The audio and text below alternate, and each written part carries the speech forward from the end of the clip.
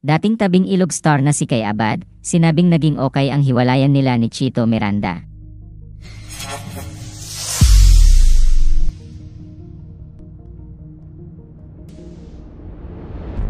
Sa guesting ni Kay Abad sa Fast Talk with Boy Abunda nitong ika-12 ng April 2024, napag-usapan ang mga nakarelasyon niyang showbiz personalities. Isa na doon ang frontman ng bandang parokya ni Edgar, na si Chito Miranda. Ayon kay Kay, nagkaroon sila ng relasyon noon ni Chito Miranda at nagkahiwalay din, ngunit naging okay raw ang hiwalayan nila at hanggang ngayon ay magkaibigan pa rin silang dalawa. Sinabi rin niya na inimbita siya ni Chito sa kasal nito at inimbita rin niya si Chito sa kasal niya. Inilahad rin ni Kay kung paano napanatili ang pagkakaibigan nila ni Chito matapos mag-break up. Anya, I think pag okay ang break up niyo. Saway ko siguro na nakipag-break. Mahinahon.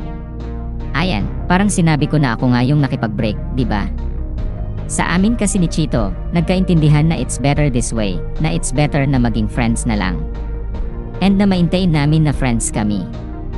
Matapos mag-break up, patuloy na nanonood si Kay ng mga gig ni Chito at kinuha pa noon ni Paul Jake si Chito para sa isang gig sa Cebu. Si Chito Miranda ay kasal na sa dating aktres na si Neri Naig at mayroon silang 3 anak na sina Miggy, Cash at Pia. Isa rin sa mga nakarelasyon niyang showbiz personalities noon ay ang award-winning actor na si John Lloyd Cruz.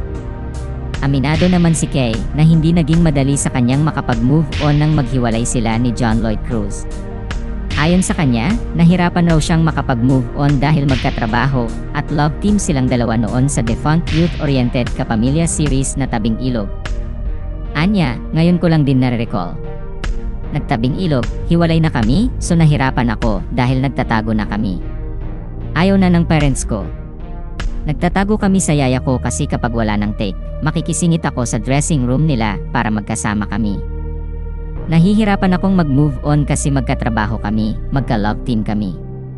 Umabot sa point na mag-asawa kami sa tabing ilog. Tapos nagka-girlfriend siya after ko. Hindi na niya ako pinapansin kasi nagsiselos yung girlfriend sa akin so nahihirapan ako. Bagamat hindi binanggit ni Kay ang pangalan ng karelasyon ni John Lloyd noon, nagbigay naman siya ng clue na anak raw ito ng politiko. Sinabi rin niya na nakaramdam sa kanya ng selos ang bagong jowa noon ni John Lloyd. Sa kabila nito ay sinabi ni Kay na nananatili pa rin silang magkaibigan ni John Lloyd. Para sa kanya, walang problema raw sa kanya kung magiging kaibigan niya ang kanyang mga naging ex. Si Kay Abad ay kasal na kay Paul Jake Castillo at mayroon silang 2 anak na sina Joaquin at Inigo. Salamat sa panonood ng video na ito. Huwag kalimutang mag-subscribe sa aming YouTube channel, i-like ang video na ito, at i-turn on na rin ang notification bell.